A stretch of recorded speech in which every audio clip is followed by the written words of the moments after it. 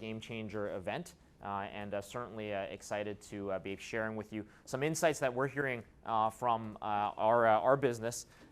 Today, the topic really, as the title suggests, digital retailing separating facts from fiction, right? How many of you have heard the term digital retailing, bandied about or read about it, in industry press, or someone's pitched you on something called digital retailing, right? So, quite a few, right?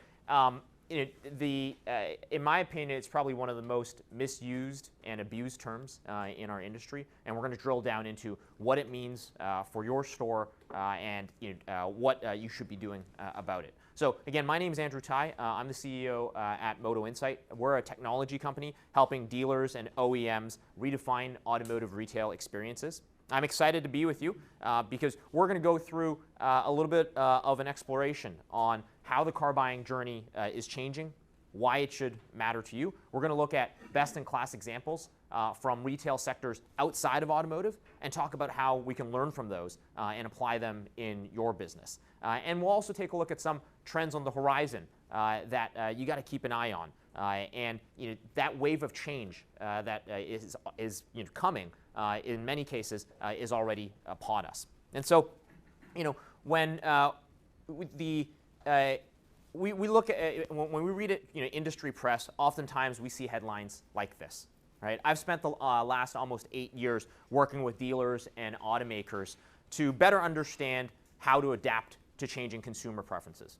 Now, while many of you have been in this industry longer than I have, even just in the short time that I've been in the business, I've seen a pretty remarkable shift in how consumers have behaving, how dealers are responding to them, and automakers' attitudes as well.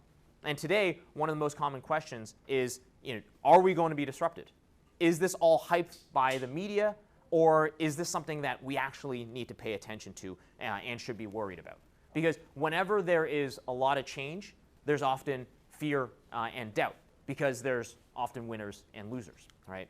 So these once mighty retailers, many of these brands you recognize, were probably once reading those kinds of headlines in their industry publications once upon a time, right? Before they were overrun. It's just a cross-section of the many more retailers that have since disappeared or filed for bankruptcy. And you know what? If you ask them, disruption is probably an understatement. But we'll take a look at what really happened here, right? And what lessons we can learn from these cautionary tales. Toys R Us is a poster child of what happens when you get comfortable at the top and don't realize that the world has changed around us until it's far too late. So let's drill down into that one, right? It was just May 2017 when Toys R Us admitted that it had fallen behind on e-commerce and announced a bold new plan to revamp their online presence, culminating in a 3-year, $100 million investment. Their CEO at the time said that some organizations recognize faster than others that there are shifts in the way customers want to purchase products. And they self-admittedly, it probably took them a little too long to get it, right? These statements foreshadowed all we know what happened after, right, which was their demise and bankruptcy not more than a year after. Because this is what happens when you fall too far behind. By their own admission, Toys R Us was too slow to recognize that the world had changed around them. And it was too late by the time they did. So their CEO said at the time that the death warrant of the company likely was actually signed nearly 2 decades ago, in the year 2000, when Toys R Us was the king of the toy world, right? And e-commerce was still in its infancy. The grainy little screenshot that you see here is actually of Toys R Us's website at the turn of the dot-com boom, where ToysRUs.com actually just redirected to Amazon's toy section, right? They had signed a 10-year deal to become Amazon's exclusive partner to sell toys online.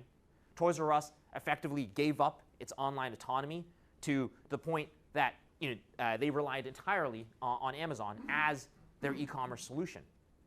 And we'll drill down into that further in terms of parallels that we're seeing in automotive, right?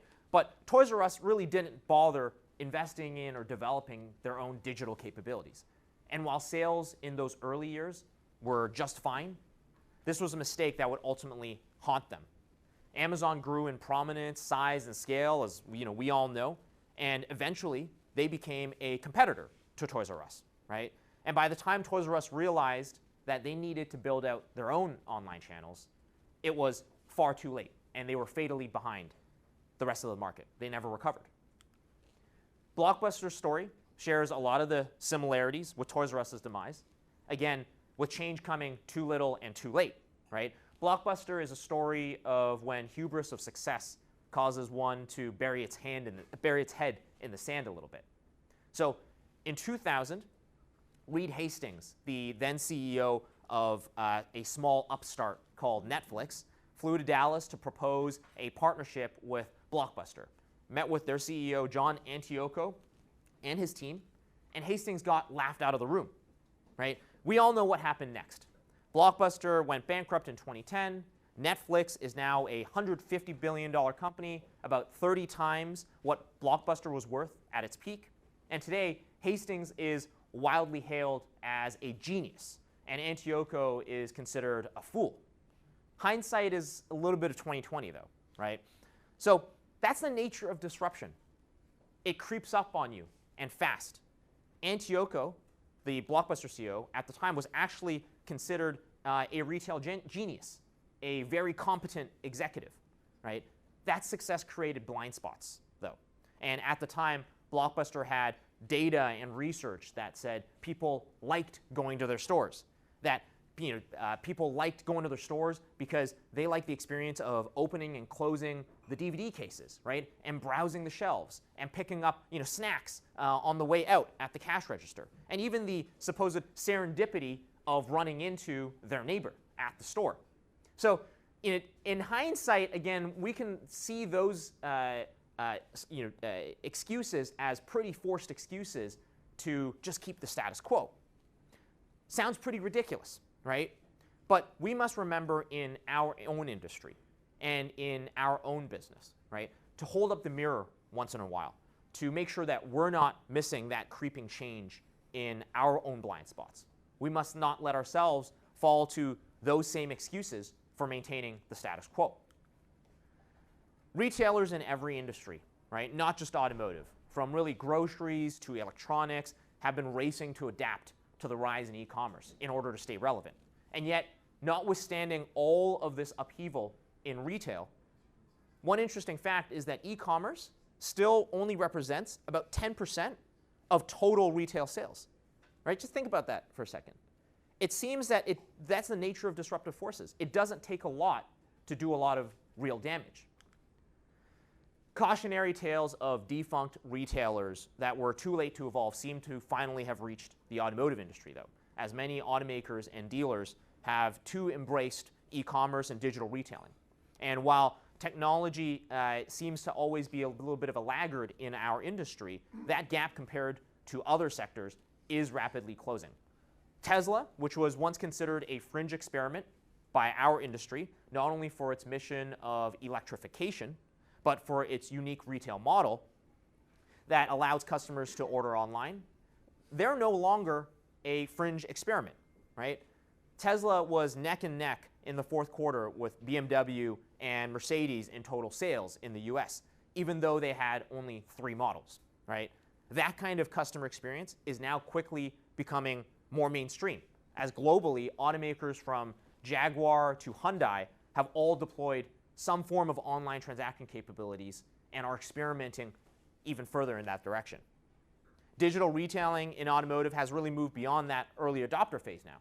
And we tell the dealer and automaker customers that we work with that if they aren't already putting plans in place to meet this change, they're already falling behind. Now, digital retailing, really big, broad term though, right? And there are a huge range of examples in the market. Some better than others, right? GM's Shop Click Drive was one of the earliest examples of digital retailing, launched in 2013, and at the time it was a pioneer. But it's also an example of the challenge that automakers and dealers can face if they choose to become software companies themselves and build their own solutions. After 5 years, one of the most glaring examples is the fact that customers can't save and come back later in Shop Click Drive, right? They acknowledge this right in their FAQ. The ability to save and revisit your digital shopping cart is table stakes in online retail. Just think about, your personal experience shopping online in practically every other industry. Amazon, been making moves in automotive retail with their highest profile examples, primarily out of Europe so far, with Fiat and VW-owned brand Seat.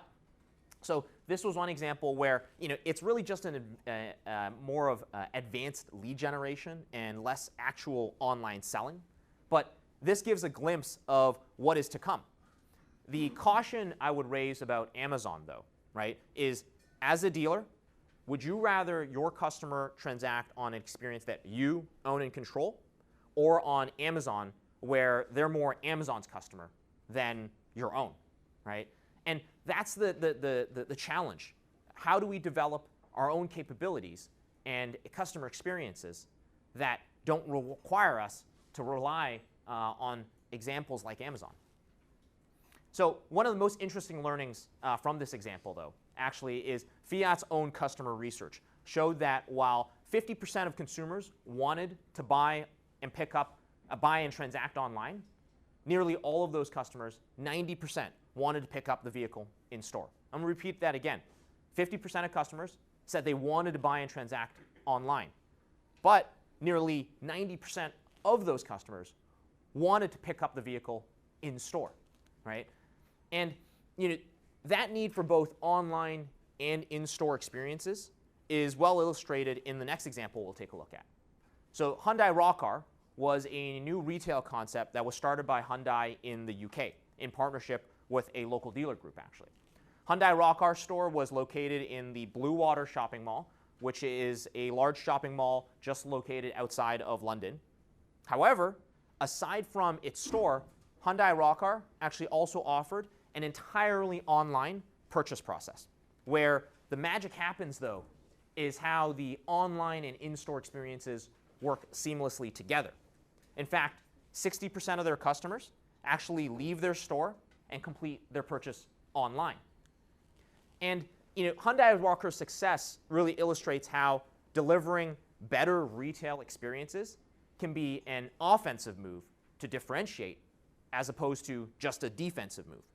Because we often talk to dealers that are wondering, hey, I have to invest in digital to keep up, right? Where we actually think digital retailing and enhancing customer experiences is an opportunity to play offense.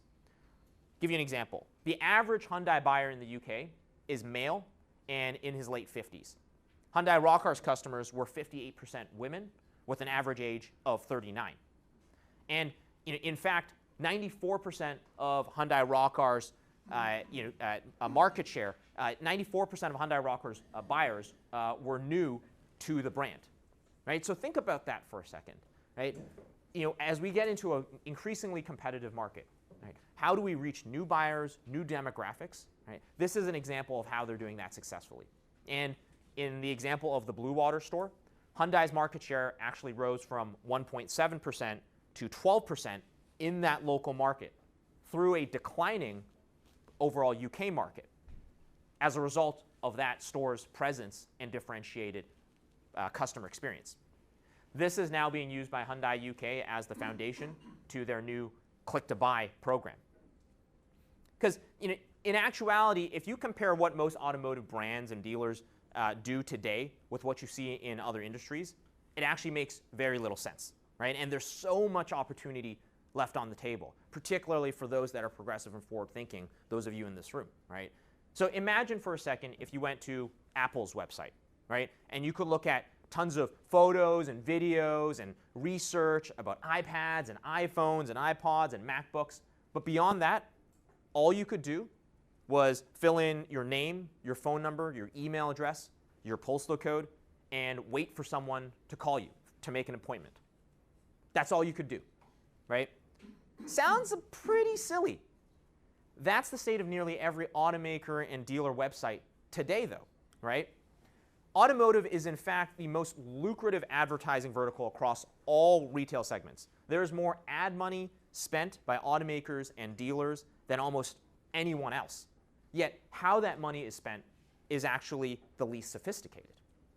While it's certainly important to track things like clicks and likes and shares, most automakers and dealerships really do stop at cost per lead, if they even do that, right?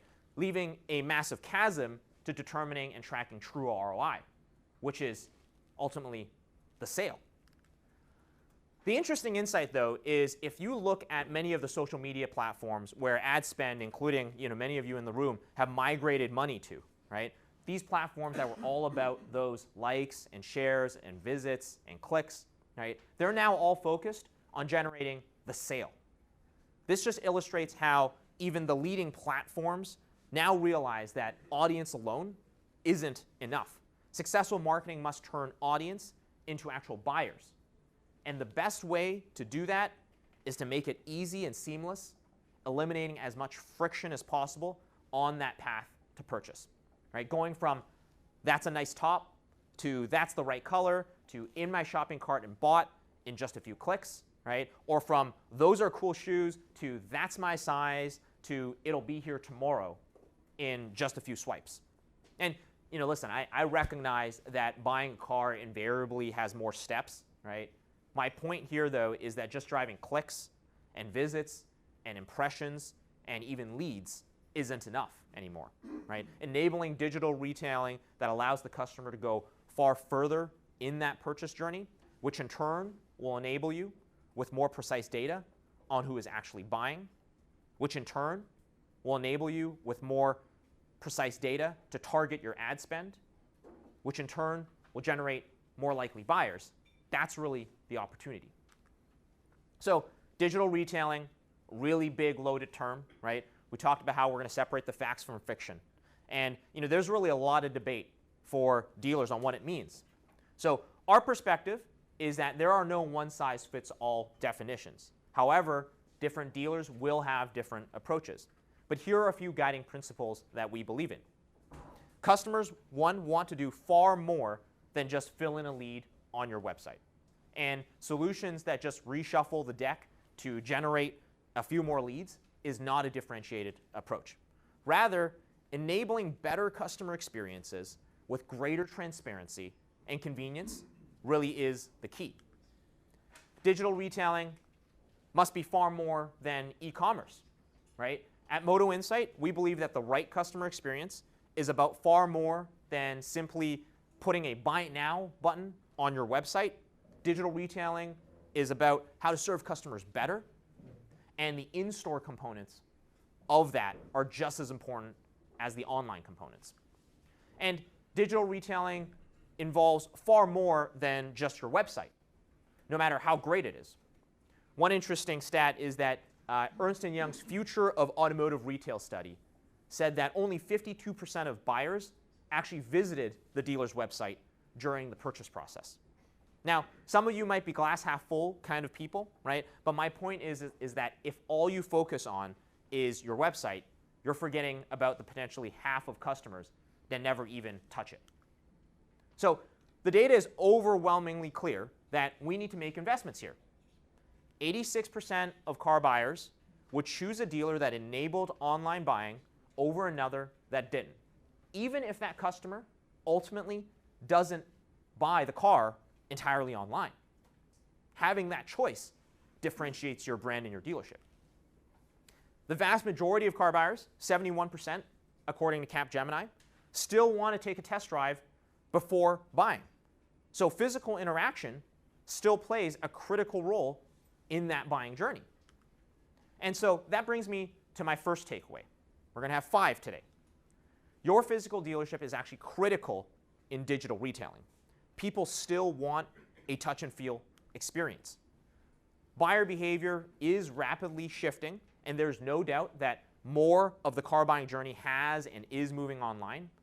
And according to Bain Research, 60% of car buyers already decide on the brand, the model, and the price they want to pay, even before visiting your dealership. This has led to a compression in the amount of time and number of visits that customers make to physical dealerships. Depending on which report you read, it's somewhere between 1 and 2 visits today, right? It used to be over 5. And so dealerships must adapt to this new reality. the battleground has effectively shifted online for customers. And if you don't engage them early in that shopping process in a differentiated way before they step foot into your store, they may actually never end up in your store. So there's no denying that customers want to do more online. Another report that we like to cite, 54% of customers want to put the entire deal online together and then finalize the paperwork at the dealership. The days of hammering out a deal in the showroom for hours over a weekend between the sales manager's office, the business manager's office, and back and forth, that's starting to fade away. And the proportion of customers that want to buy their car entirely online is growing too, with reports that say as many as a third would do so if they could. So an effective customer experience is one that enables customers really to shop whenever, wherever, and however they want. If Amazon's moves are any indication, actually, the importance of physical stores are going to remain for the foreseeable future. It's kind of ironic, actually, if you think about it, right? For all the doom and gloom that Amazon is casting over the retail world and physical retailers, that Amazon itself is now building its own physical stores, right? They bought Whole Foods because of that physical store footprint. However, Amazon's success lies in how their online and in-store channels work seamlessly together. And to that point, it's omni-channel experiences that transcend online and in-store barriers that will win. So here are some examples that many of you will probably recognize of how consumers have already shifted to omni-channel experiences. It's already occurred and delivering success in other industries. Many of you drink Starbucks, right? But few of you probably realize that about a third of their order volume now involves the Starbucks app, with many customers ordering and paying without having to line up or talk to anyone. They simply tap, tap, walk into the store, and leave. Just a few years ago, right? Just a few years ago, no one would have thought something as simple and physical as buying a cup of coffee would be transformed by technology. Omni-channel experiences have spread to practically all retail sectors, from Walmart to Nordstrom's. The interesting thing is retailers have blurred the lines between their digital and physical storefronts with experiences like buy online and pick up in store. This seamless combination of online and in-store experiences from consumers is really now the gold standard, right? And at the end of the day, convenience is craved by every demographic. Even Warby Parker, right? Many of you may have heard of Warby Parker before. They're the disruptive eyeglass manufacturer and retailer that was first born online as an e-commerce only brand. But they've since moved to omnichannel, building their own network of stores to enable that touch and feel experience with something that is quite personal, right? A pair of eyeglasses. As their founder, Neil Blumenthal, explained, the future of retail is really at the intersection of e-commerce and bricks and mortar. And with Warby Parker, their in-store experiences drive customers that ultimately buy online, and their online experiences ultimately drive customers that visit their stores. This isn't a prediction so much as it's already happening and succeeding. The big question is, how do we replicate that in our industry and in our dealerships? So, bottom line, pace of change is accelerating, and those that stay static have the risk of being left behind. And automotive is not immune. A poster child of that revolution that is really already upon us is Carvana, the inventors of the car vending machine, right? 5 years ago, this company didn't exist. Today, they're a $9.5 billion market cap public company that sold 100,000 units in 2018 and is on track to double again this year. Just trying to imagine what our industry will look like in another 5 years, right? Pretty crazy. Automakers and dealerships that choose to embrace this change, though, really have a tremendous opportunity to differentiate. And what these and the other examples illustrate is that the traditional retail model of just starting and finishing online is no longer enough. The retail model of starting and finishing only in store is not enough either. And so omni-channel is really that blend between in-store and online experiences where both can interact seamlessly. So think about this in the automotive context, right? Imagine this experience. If you could create a digital shopping cart online with the vehicle you were interested in, complete a credit app, get a trade-in appraisal done virtually, all before you step foot into the dealership, and when you walk into the store, pick up seamlessly exactly right where you left off, right? Or perhaps the inverse of that. You walk into a store, take a test drive, instead of just being handed a business card and a brochure as you leave the store, you're set up with a digital shopping cart with exactly everything that had been discussed. And when you get home, you can show the wife, you decide on it, you can finish the transaction right from home, right? That's really the success that we're seeing in other retail sectors. But what a beautiful retail experience in automotive could look like. Because in reality, buying a car is never really quite a straight line, with most customers moving between online and offline channels on an average of 4 times before they end up purchasing their vehicle. And when you throw in the differences between Tier 1, Tier 2, and Tier 3 experiences, it's no wonder why buying a car can be one of the most confusing and frustrating retail experiences that consumers experience today. In a research report entitled The Future of Auto Retailing, Deloitte underscored the importance of understanding and adapting the way we serve customers with this. When it comes to making car purchase decisions, Generation Y drivers, which is the fastest growing segment, value customer experience 3 times as much as vehicle design. Now, personally, I think that might be a little bit of an exaggeration. I'm a bit of a car guy, so I really care about vehicle design. But it just underscores how customer experience is the new frontier where dealerships are winning and losing. So this is an example of the customer experience of the future that we believe will soon become mainstream in automotive retail. Genesis, the luxury brand that spun out of the Hyundai family, has taken the car buying experience to a whole new level by enabling consumers to complete the entire vehicle purchase process online if they want to, but also seamlessly in store or the combination of the two.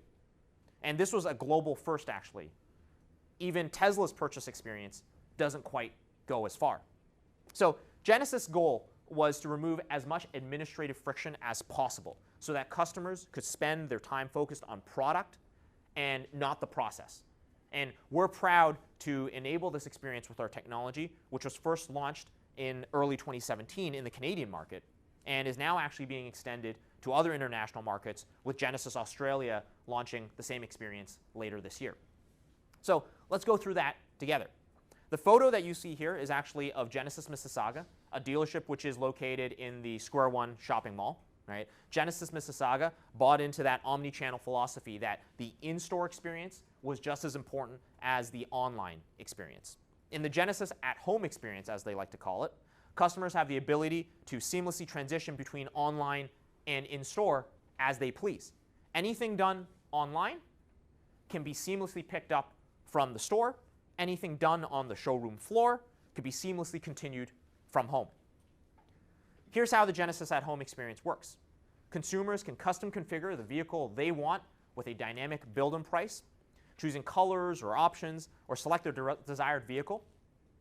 Recommended accessories, warranties, and other F&I products can also be added to their digital shopping cart through a dynamic Q&A recommendation engine that helps customers choose the right products based on their needs.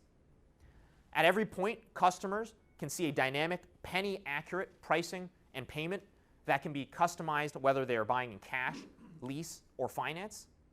And adding and saving the car and products to your shopping cart is actually just the first step in Genesis at Home. Customers can get a virtual trade-in appraisal online, reserve your vehicle with a credit card deposit, get credit approved online, and even book an in-person appointment and more. Do you have a question? Can they negotiate?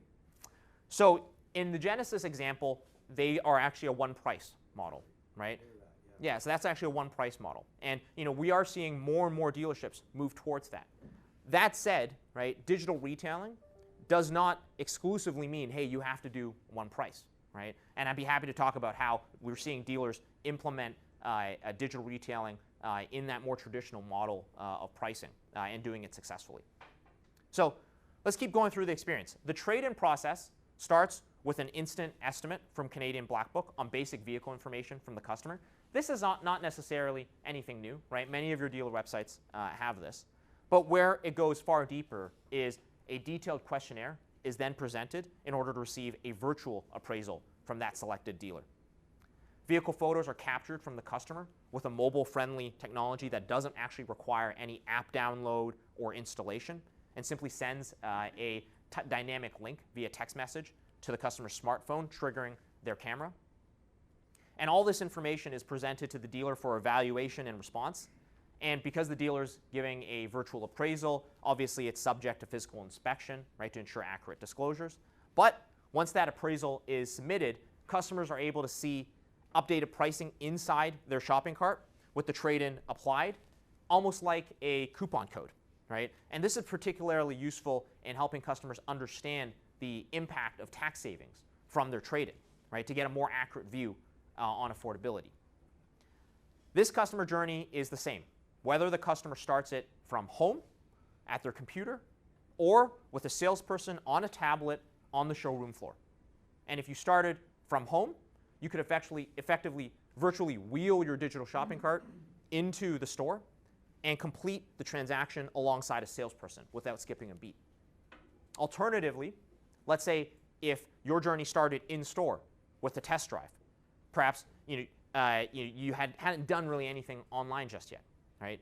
Your salesperson can actually save all of the items discussed and the deal that was built out on a tablet into a digital shopping cart that you could receive an invite link to and complete from home at any point in time.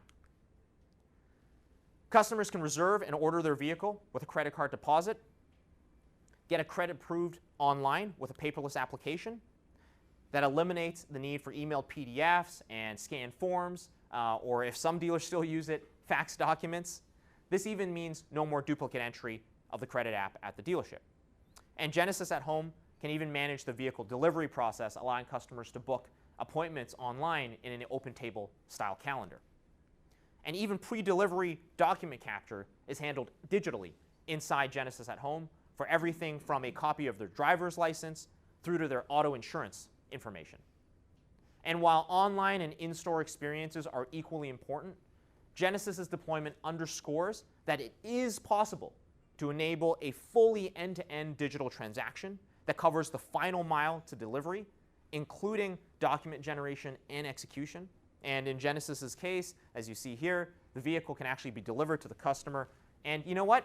When you think about the customer experiences, right, that delight, it would be hard for any customer not to get excited by this kind of experience, right? So you might say, that's pretty cool, right? Love the delivery with the truck and everything, but why should I care and how can this benefit me as a dealer? Meaning the bottom line, right? I could spend an hour on this part alone, but here's the punchline. The data is clear, right? Seamless customer journeys that save customers time dramatically increase CSI, which ultimately lead to customer loyalty and your profitability. And in particular, connecting in-store experiences with technology like tablets can help significantly differentiate your dealership. So a couple of stats. According to J.D. Power, customer satisfaction has a proven and direct correlation with the number of hours a buyer has to spend in the dealership to get a deal done. The longer the time spent in the dealership, the lower the satisfaction. Any successful digital retailing experience at its core is designed to save customers time and enable them to complete far more of the purchase journey at their leisure. As well, according to another J.D. Power study, openness and transparency of the purchase process are often factors that have a disproportionate effect on overall customer satisfaction. And this is precisely where tablet-enabled experiences can be highly effective. So ratings for salesperson honesty and fairness of price paid, two primary factors in overall customer satisfaction, meaningfully improve when a salesperson uses a tablet as part of the sales process for things like reviewing pricing or payment, demonstrating vehicle features, capturing order data. Incidentally, many of the things that we just saw earlier being done in the digital retailing example we went through. And yet, just 10% of customers today actually encounter this type of best-in-class experience, even though the cost to deploy such customer experiences really are at all-time lows, with readily available consumer technology like simple iPads or Android tablets replacing expensive proprietary hardware that was once necessary in order to bring this kind of stuff to life. And fully responsive web experiences like those that we saw earlier have replaced expensive standalone apps that require downloading and installation.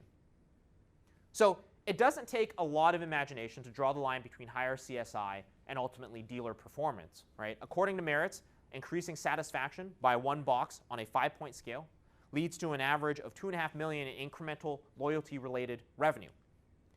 And on the point about loyalty, one of the most effective cases for digital retailing is actually about retaining your existing customers, delivering what we like to call a key-to-key experience. Because if you think about it, your existing customers are actually the lowest hanging fruit when it comes to digital retailing. They already know your brand, and they're driving one of your vehicles. If their lease is coming due, let's say, right, your odds of retaining them are far higher if you can deliver a seamless, frictionless experience that dynamically shows recommended options for their next vehicle based on historical data, enables them to complete a lease self-inspection before they even come into the dealership using the same virtual trade-in technology that I showed you earlier, and effectively finalize a deal before even walking into the store, so that when they do come in, they can simply hand you their old set of keys and pick up the new ones. To borrow an inspiration from Amazon, it's kind of like the one-click purchase, but for cars. And I get that, one click might be a little too simple, but you understand the philosophy.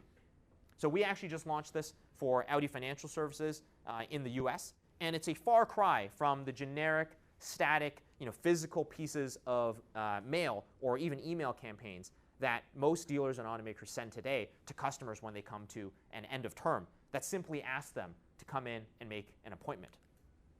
So the parallels that we've looked at from other industries, I believe, really telegraphs much of the change that's about to happen in our industry, right? And the traditional car buying transaction is experiencing significant disruption.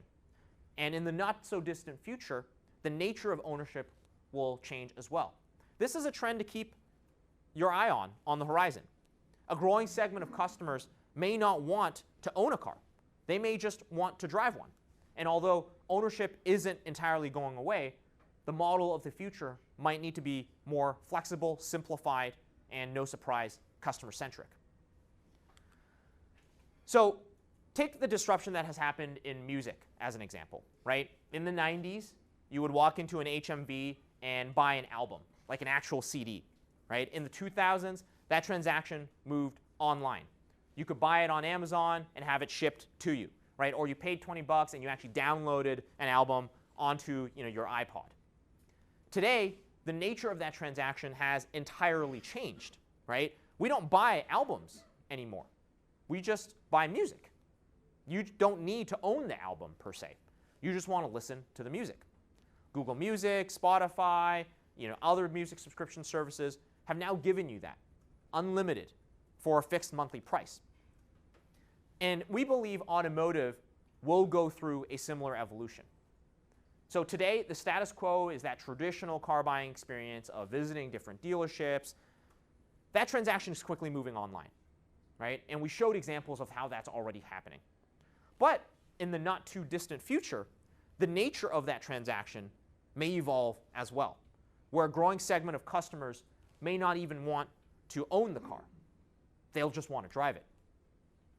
Now, I want to be clear, I'm not saying that ownership is dead or entirely dying, right? I don't believe that that's the case. And in fact, I think a lot of the media hype around fully autonomous pods that carry us around, like in the Tom Cruise movie Minority Report, right, is many, many decades away, if not more. Between Minority Report, though, and where we are today in traditional ownership, I think there's a spectrum. There have been attempts at this before, right, with businesses like CarShare. However, even though Zipcar and Car2Go, brands you may have heard of, have been around for more than a decade, There are reasons why they haven't achieved the mass market success that they had originally hoped. They really only work best in highly urban areas and for those that may not be able to afford a car on their own. The likely model of the future is probably something in between, a hybrid that I'll call flexible ownership. Some people call it subscription. Imagine when a customer walks into your dealership in the near future, the options for them to drive away and off the lot could go beyond cash, finance, or just lease. Like movies on your Netflix subscription, it's as good as yours, right? No need to rush to return it by the deadline, no worrying about booking reservations like car share. However, bring it back whenever you want, or whether your circumstances have changed and you need to cancel your subscription, or you just want to upgrade to something new. Pay one monthly price and don't worry about anything else like maintenance or insurance, and forget about the worry of commitment, right? No more hassles of trade-ins. That could be a thing of the past. It's like you have a whole garage full of cars at your disposal without any of the worries of ownership. Jeff Weiler Automotive Group in the US is a leader in this space, and Kevin Fry, their e-commerce director, has a saying that I love. It's self-disruption combined with strong leadership is the answer to our future. You know, the future might be closer than it actually seems.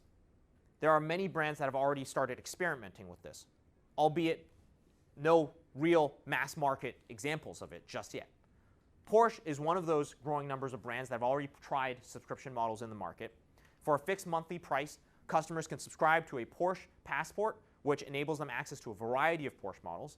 There are multiple tiers of membership depending on the models that you want, right? BMW, Lexus, Mercedes, a bunch of others have also started experimenting with this. I think one of the key things to pay attention to, though, is that 78% of their buyers that are going through this new model are new to the brand. And this just goes back to even the earlier Hyundai example that we talked about. Trying to deliver differentiated customer experiences is as much about playing offense and expanding your potential market as it is about playing defense. And right here at home in Canada, we're actually proud to be enabling Care by Volvo with our technology, which was the first ever vehicle subscription service in Canada, launched last year. And for a fixed monthly price that includes everything from maintenance to winter tires and a full range of protection coverages, customers can subscribe to a new Volvo S60 or V60 in under a minute. Almost like a cell phone, right? Where customers have the ability to upgrade to a new model every 12 months. And while it's still early days for flexible ownership models, the reason why this should be on your radar and you should keep an eye on it on the horizon is that it can materially change the economics of the dealer business. But it also delivers new opportunities, potentially increasing profit with new revenue from bundled product like insurance, capturing 100% of service revenue with bundled maintenance, increasing loyalty as vehicle switching costs within the dealership inventory occur, and potentially increasing the customer base as the threshold for ownership becomes much lower. And so this is all well and good, right? We spend a lot of time exploring, the future state, what can be in the future. The reality is that subscriptions or even online sales is not something that will dramatically change your business tomorrow or next month or likely even next year. Disruption doesn't happen overnight. They are important to understand and start adapting to early in order to future-proof your business. However, let's bring this all back home by zeroing in on how you can apply digital retailing technology, like the experience I showed in the Genesis example, to make a tangible business tangible difference in your business now. The golden principle that I like to follow is simply take your dealer hat off for a moment and just think like a consumer, because you are all consumers, right? Ask yourself, what experience would you want? Consumers today, after spending 10 plus hours online researching the vehicle they want, are almost always driven to fill in a lead with name, email, address, phone number, right? To wait for someone to call so that you can take the next step in that purchase process. Think of yourself. When was the last time you, as a consumer, right, found a product you liked online that you wanted to buy, and went and filled in your name, your email address, your phone number, and waited for someone to call you. Probably been a while, maybe never, right? Like you, consumers don't want to do this, and by and large, largely avoid it wherever they can. Imagine if you found a product that you wanted on Amazon, and when you clicked Add to Cart, it just asked you to fill in a lead. Seems kind of silly, right? At MotoInsight, we do a fair amount of mystery shopping on dealerships. And this is why people hate filling in lead forms. You end up getting hammered with emails and phone calls, right? I get 10 emails from simply submitting one lead form where I asked someone for an estimated lease payment on a vehicle that I was interested in. Worse yet, the responses that I get add very little value and didn't answer my questions about payments and just push me to book an appointment or give them a call, right? Unfortunately, this is actually pretty status quo in our industry. So my advice is, let's just stop talking about online selling for a moment, right? And let's focus on how your dealership can apply digital retailing technology to change that behavior we just talked about before we focus on online selling. Herein lies the potentially biggest opportunity right in front of most dealerships, where we can move the needle in your business in the short term. More than 95% of visitors to your website do not fill in a lead because, as we discussed, it's kind of a silly experience, right? Even in this day and age. Though many of those customers are very interested in buying a car. Enabling customers to do more and go further online beyond just filling in the lead, enabling them to do more of the purchase steps is really the opportunity to differentiate. And even more so, less than 10% of customers that take their time to fill in a lead form actually turn into a sale. If you're a dealer, I want you to think this through with me, right? Use your own numbers. Let's say you get 500 online leads a month across all of your channels, right? Trader, Kijiji, Car Gurus, your own website, Tier 1 website, whatnot. And you convert 10% to sales. What happened to the other 90%? If we could engage those leads better and convert them at 11 or 12 or 15 or 20, that translates into real impact in your sales. I want you to imagine, what if your dealership stopped responding to leads with the same status quo response that every other dealership in your market is likely giving, where the message is simply, come on into the store or give me a call? And what if instead your dealership lead response sounded something more like this? Thanks for checking out that vehicle listed on our website. I've added the exact car you wanted into a digital shopping cart that you can continue with below. You'll be able to customize payments, get virtual trade-in appraisal, do all of these things at your leisure. I'm here if you want to talk to me or have any questions, right? As a consumer, which response would you rather engage with? The status quo that just asks you to come on into the store or give me a call, or the differentiated response? And it's no surprise that our data and experience shows that differentiated response wins hands down every time. And it's now easier than ever for your dealership to deliver this kind of experience with digital retailing technology. So in closing, going back to that original question we started with, right? Are dealerships going to be disrupted? Yes. Disruption is coming. It doesn't come overnight, though. But that's where the changes that we need to make don't come overnight either. To borrow a line from Charles Dickens, it's the best of times and it's the worst of times to be a car dealer. It's an amazing time to be in this industry if you're on the offense. But it's potentially the worst time to be in this industry if you're only focused on playing defense. And I think many dealers are too focused on playing defense. But that's where your opportunity lies and why you're here today. So here are a few things to keep in mind as you think about planning your offense, right? Digital retailing is about far more than selling online. And online and store experiences must operate seamlessly. They're both equally important. And digital retailing technology that's successful is really focused on being able to do that more than just selling online. Tablet-enabled opportunities is actually a really big missed opportunity for many dealerships. Very few are taking advantage of that. Ownership may potentially evolve towards greater flexibility, something to keep your eye on the horizon. But ultimately, bring it back to think like a consumer. What would you want? What's the experience you want? Which lead would you rather engage with? There's going to be lots of debate and no one-size-fits-all solutions, but the key insight that we draw here from the words of Deloitte, retailers are now seeing customers compare their buying experiences across industries, and the old adage, that's how it's always been done, is increasingly inadequate. And so with that, I really appreciate your time. Happy to answer any questions that you may have, and hopefully digital retailing means a heck of a lot more to you now than it did at the beginning of the session. Thanks very much, guys. Do I give this back to you? Yeah. So someone's got to have some questions. This has been an amazing session. So go ahead, please. So currently MotoInsight offers like shopping cart type technology with dealers' websites, or?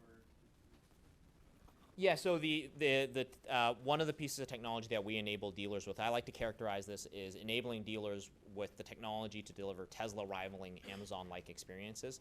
That Genesis experience that you just showed, right? We can enable any dealership to deliver that experience under their brand. Anyone else? What about pre-owned? Same for pre-owned. Yeah, you know what's interesting actually, we actually find that pre-owned, when it comes to customers going deep into the transaction journey, pre-owned is actually getting more uptake. So, for example, the act of reserving your vehicle with a credit card deposit, right, before you step foot into the store, we actually see a higher propensity of customers doing that on used than they do on new. And that's the dynamic where with pre-owned, it's could be a diamond in the rough, right, where if I find that car, I want to secure it before it can get sold away from me. And we actually see customers engaging with that more than they do on the new side. But the opportunity is really on both sides of the business.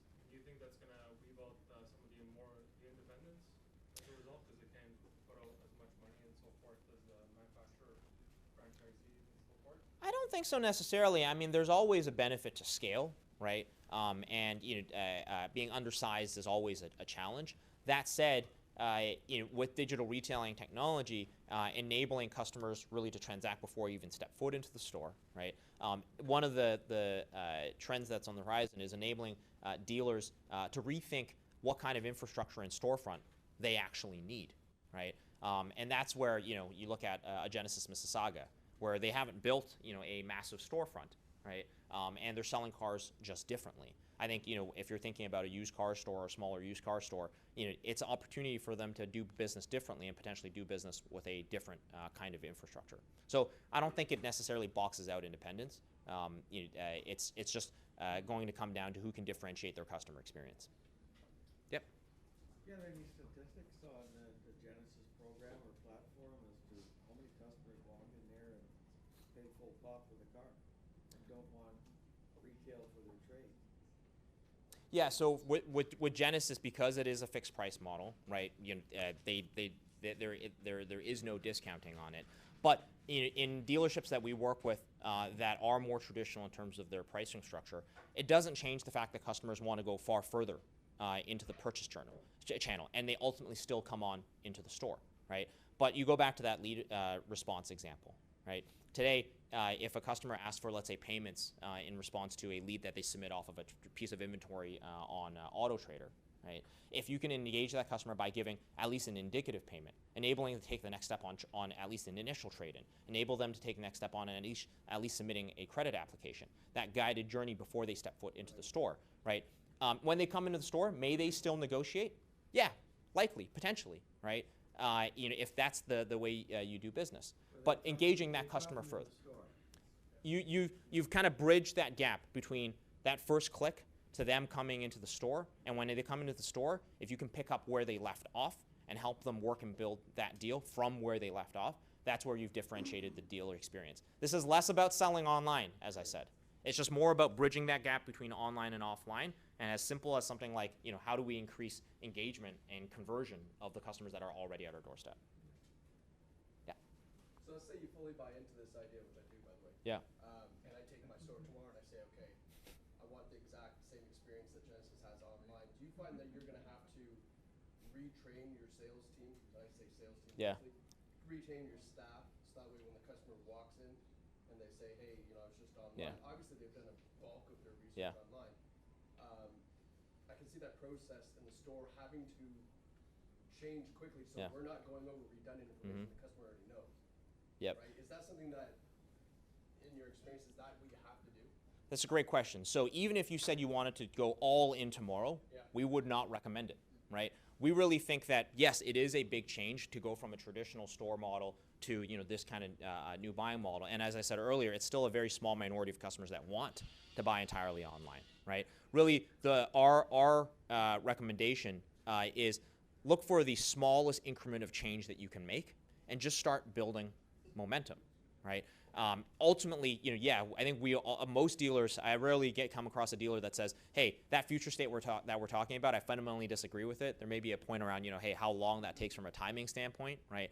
But incremental change is really the path to success. So, you know, if we look at your leads and you're responding to leads like everybody else, let's start there, right? Step one, okay?